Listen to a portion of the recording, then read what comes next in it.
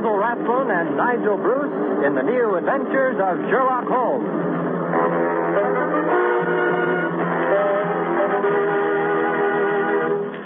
This rebroadcast is especially for the American Armed Forces and their allies.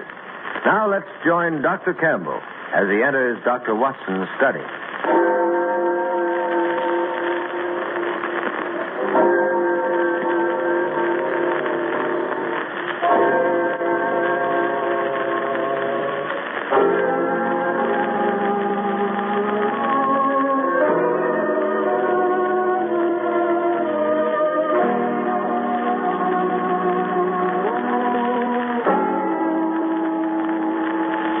Well, here we are once again in Dr. Watson's study. Come in, Mr. Campbell. Come in. Here, sit down and relax. You look a bit wilted, old fella. Oh, yes, it's such a beautiful spring evening. I thought I'd walk over. In fact, it's so beautiful I dawdled most of the way, drinking in the warm air and the smell of things growing until suddenly I realized I was blame well going to be late if I didn't hurry. So I ran the last 3 blocks. Yes, I know how it is. This lovely spring weather is certainly conducive to indolence. My household claim that when I go out to do the spring planting, I spend most of my time leaning on the spade, sniffing and listening to the birds. Not an unpleasant way to pass the time of day, incidentally. Yes, a day like today is almost as relaxing as a Turkish bath. Which reminds me of a curious and gory experience that Holmes and I had in just such an establishment some years ago. It sounds suspiciously like the gentleman who said bang. Oh, speaking of explosions. Now, Mr. Campbell, you must never complain about the way that a storyteller begins his yarn. Anything is better than an abrupt beginning. Now, put me all out. Where was I? In a Turkish bath, if I'm not mistaken. Oh, yes, it's Turkish bath. You're not mistaken. Yes, that's it. Well, now, to begin at the beginning, it was in the hectic, hair-raising, and I might even say the glorious days of the great battle of wits between Sherlock Holmes and the notorious Professor Moriarty. What you might call a real battle of the titans, eh, Doctor? Indeed it was, Mr. Campbell. Things had been unusually hectic for Holmes for several months. Moriarty had been particularly active, and Holmes had had many sleepless nights. Finally, things had calmed down a bit, and I tried to persuade him to take a badly needed holiday. The net result being that he finally did agree to have an afternoon off and accompany me to a Turkish bath. As a matter of fact, both Holmes and I had a weakness for the Turkish bath. Over a smoke, in the pleasant latitude of the drawing room, I've often found him less reticent and more human than at any other time. The heat melted his cast iron reserve, eh, Dr. Watson? Only slightly, Mr. Campbell, only slightly. Well, as I was saying, on the upper floor of a certain Northumberland Avenue establishment, there is an isolated corner where 2 couches lie side by side, and it was on these that we were lying. Holmes had just shot his long, sinewy arm out of the towels which enveloped him and was fishing about in the inside pocket of his coat. His tongue beside him.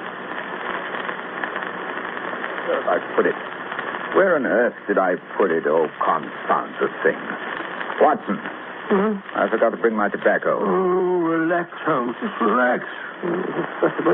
Forget about tobacco. Forget Moriarty and relax.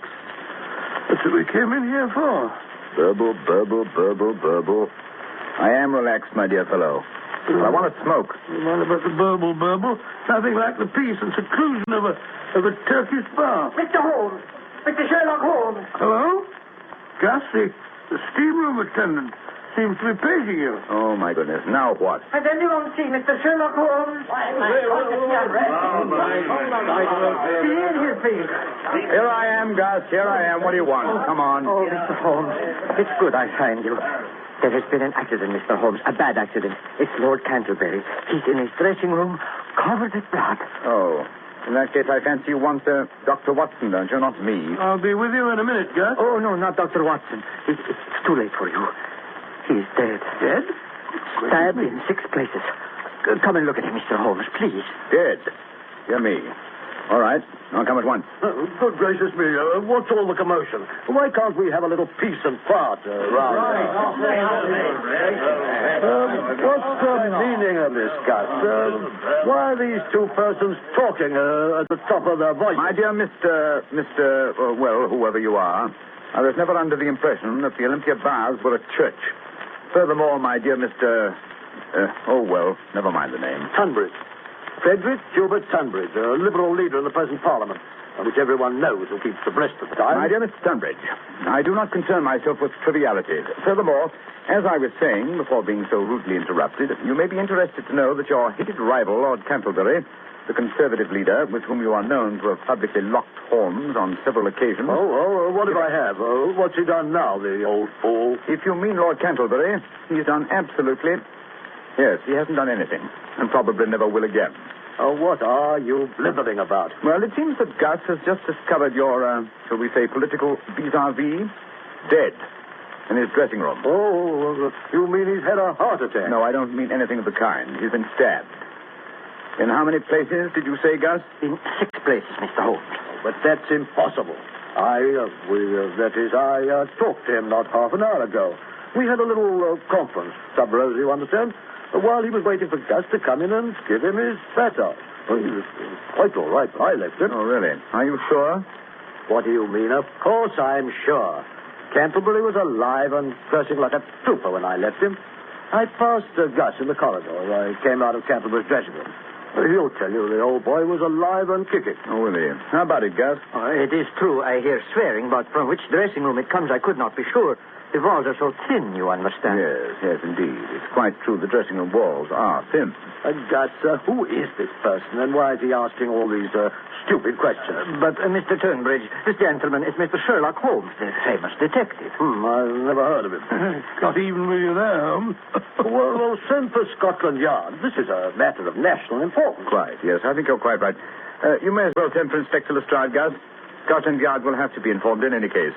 In the meantime, however, well, I think I'll take a look. Well, in the meantime, Mr. Whoever you are, I insist that everything be left strictly alone. Very well, then, Mr.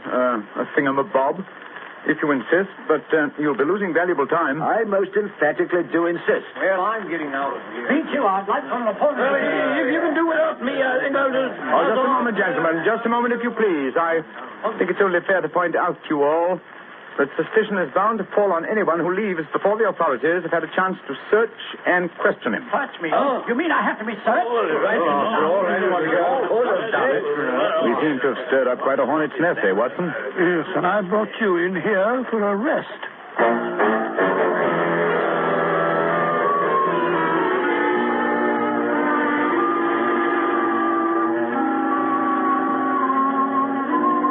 Well, Lestrade? Nasty mess, eh, Mr. Holmes? Knife from the back. Yes, not once, but 6 times. Deep, ferocious thrusts. Quite unnecessarily brutal. And, if I may say so, bloody. Yeah. Place looks like a charnel house. Yes, whoever did the deed must have been drenched in blood. Might tell your men to search for blood-stained towels or garments, will you, Lestrade? Yes. Well, I'll pick up anything that's got blood on it. Never you fear, Mr. Holmes. I've ordered a search of everybody and everything on the premises. Yes, that's not going to be very popular with Mr. Tunbridge, eh, Holmes? Oh, I wouldn't care if he was the Archbishop of Canterbury. When Scotland Yard says search everybody, we search everybody. Besides, everybody knows he and the corpse here are bitter enemies. They fought like cat and dog. How long would you say he'd been dead, Mr. Holmes? Oh, I don't know. About, let me say, an hour and a half. Took barely 40 minutes to get you here, Lestrade. And Cantlebury had been dead, let me see, over half an hour when Gus found him. Yes. Gus, did the doorman notice who left the establishment during the half hour before the body was found? Yes, sir. Only old Mr. Welford. And he's too feeble and nearsighted to do a crime like this. Was the door to Lord Cantlebury's dressing room locked? No, sir. Oh? And how does it happen that he lay here for over half an hour before anyone found him? Particularly as he was down on the books for a massage half an hour before he was found. Well, you see, I thought he was asleep. Lord Cantlebury, sometimes he liked a little nap after he was in the steam room, and he didn't want I should disturb him. Oh, that's very interesting. Then you did come in this room once before you realized Lord Cantlebury was dead? Yes, Mr. Holmes. But he was lying there so peaceful. So peaceful, yes. On his back? Yes, sir, just like we found him. It wasn't until the second time I come in I see he has his eyes open. Mm-hmm. And the place is, shall we say, all spattered with blood? It was so dark. The shades were drawn. It was not easy to see anything if you don't look close. Even then, some people are unable to observe the most obvious facts. And what might you mean by that? Oh, just an observation, Lestrade, just a gratuitous observation. Come in. Well, Willis, what's up? We searched the place from top to bottom, just like you said, Inspector. And there's no bloodstains nowhere, except on this. And what's that? A pocket knife, sir, large size. Oh. The handle's been wiped off, but there's still some bloodstains on the blade. We found it in the locker of a bloke named Tunbridge. Uh-huh. Just a minute, Lestrade. Don't go off the deep end. Willis. Yes, sir. You say there were no bloodstains anywhere except on this knife. Not a sign of a bloodstain nowhere. You searched the dirty linen hampers, the towels and lockers, where the customers have their clothes? Oh, yes, sir. We searched everything. There's not a sign of blood anywhere, but on that there weapon. Amazing. That's enough for me. This here is the murder weapon, and it was found in Tunbridge's locker. Bring him in here, Willis, and we'll have him on the carpet. Yes, sir. Right away. I knew he was the murderer from the beginning. Who has the motive for killing Canterbury? This chap Tunbridge. Who had the opportunity? This chap Tunbridge.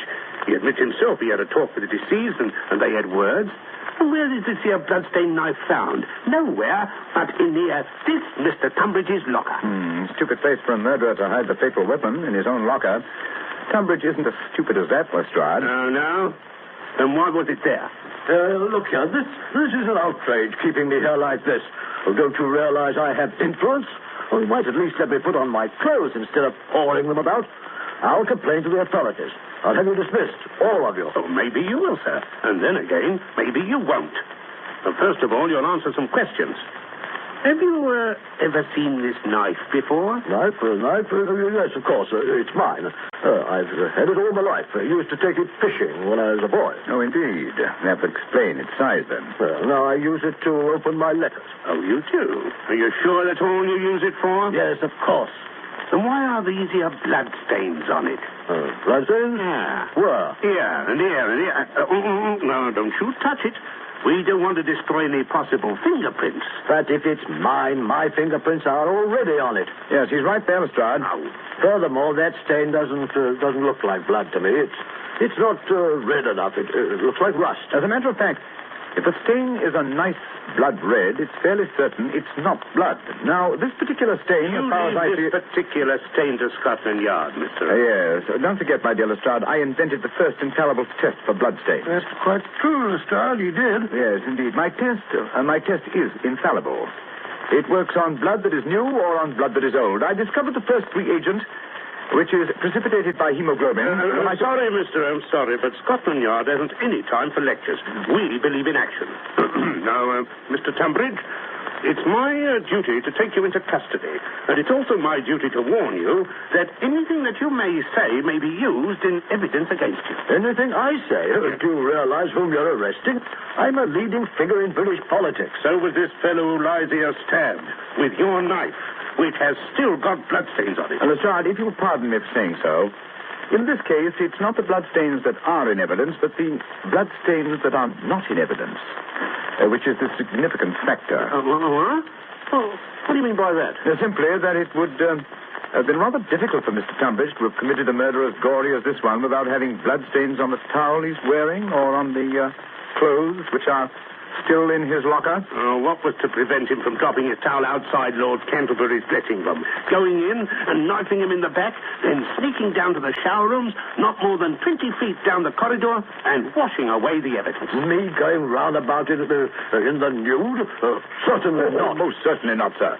Remember, my dear Lestrade, as you drag one of Britain's leaders away to jail, that it might have been possible for him to stab his enemy in a fit of temper, but he would never have dreamed of running up and down the corridors in his birthday suit.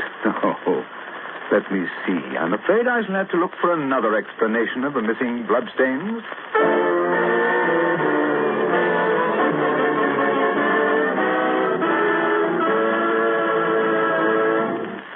Holmes, it's late. Everyone else has left the Turkish bar. Everyone but the faithful Gus. Oh, I don't mind. Tonight we have by my house sauerkraut. I don't like sauerkraut. Besides, I've got to stay and lock up. Then you'll have to wait till we find the bloodstains.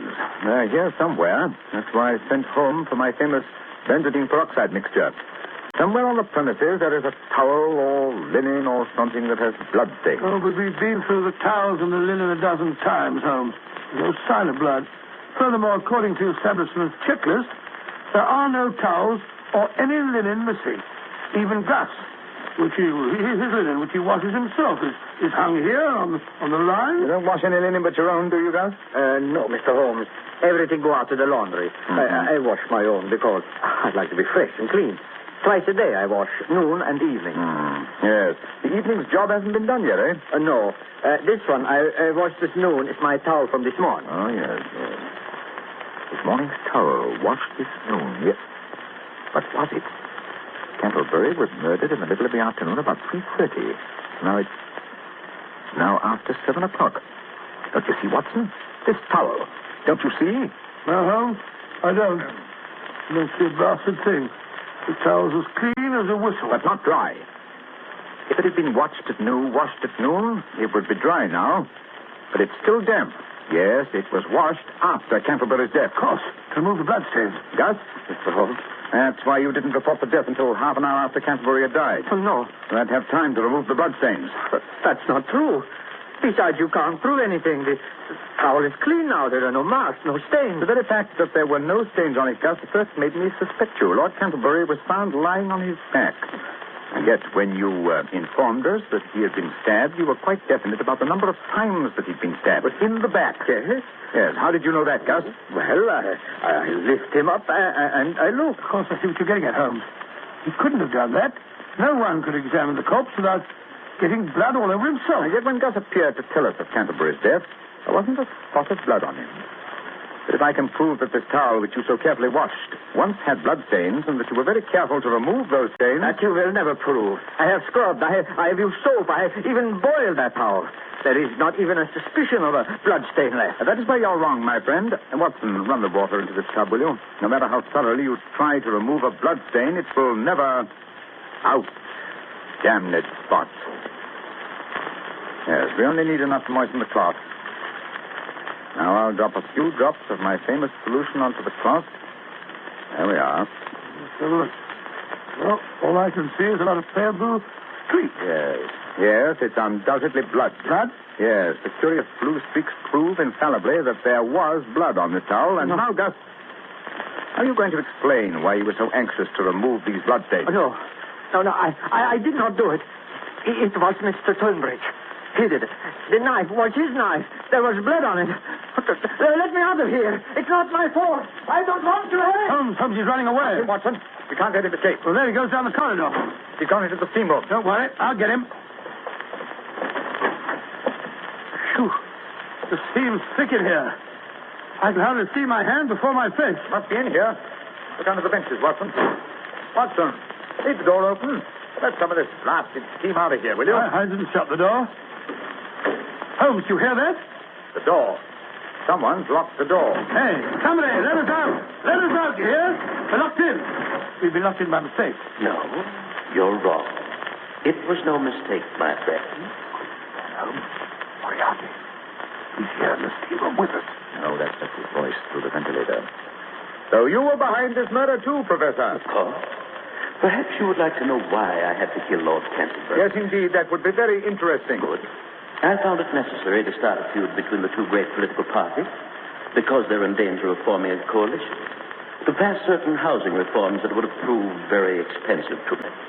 Well, what better way to break up an incipient collaboration than by killing one leader, having the other hanged for his murder? Very ingenious, Moriarty. A pity you should have chosen such a clumsy tool as Gus.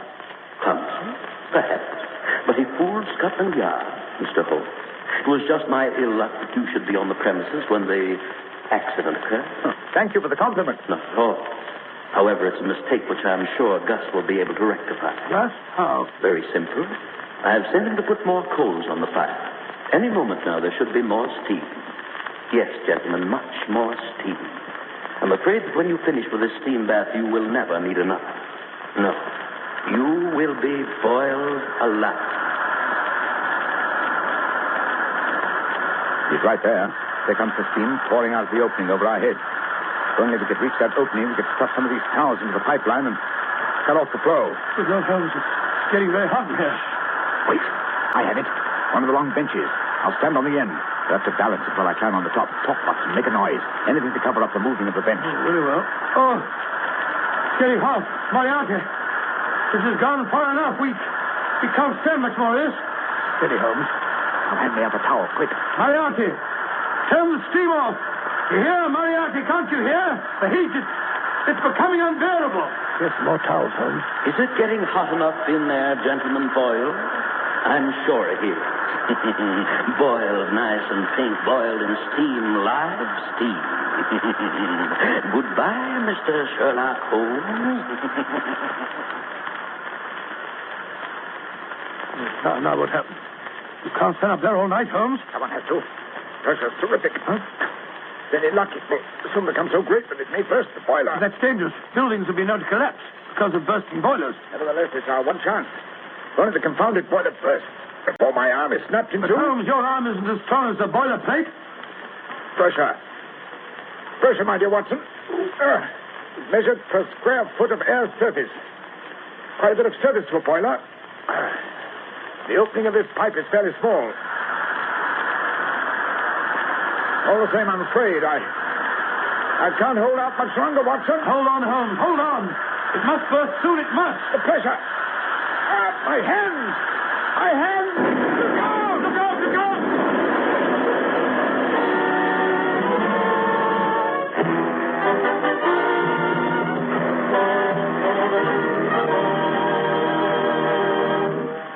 And you came through the explosion all right, Dr. Watson? Well, I had a nasty crack where Holmes and the bench fell on me, and Holmes had the wind knocked out of him, but we were in fairly good shape by the time the fire brigade pulled us out from the wreckage. Moriarty wasn't by any chance trapped or killed or something? Unfortunately, no. But they found Gus, however, quite dead. I suppose the exploding boiler did for him. No, there was a bullet wound in the back of his head. I rather imagine that Moriarty wanted to make sure that he would never appear in court. Doctor, if I had to go through what you went through in that Turkish bath episode, I think I'd never want to work on another case with Holmes again. Come now, Mr. Gamble. I certainly did feel like that for a couple of hours. But by the time we got back to Baker Street and sat down to one of Mrs. Hudson's good meals, well, I was ready for anything that Holmes had in mind. You know, there's nothing like a good dinner to make you feel a new man.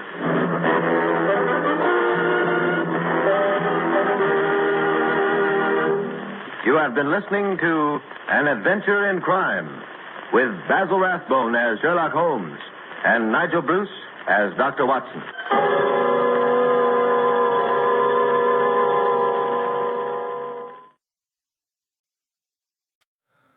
This world is endless, so wide, so far, but somehow I'm still lost in you.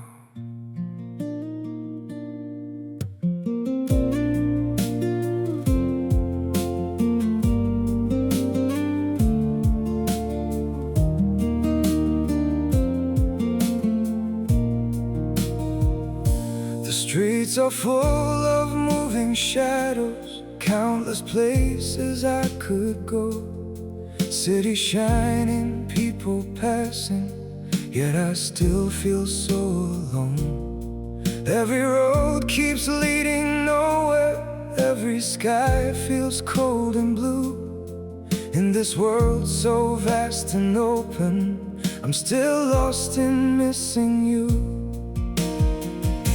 The world is wide, so wide before me, but I keep losing my way. Somewhere in the endless distance, your memory makes me stay.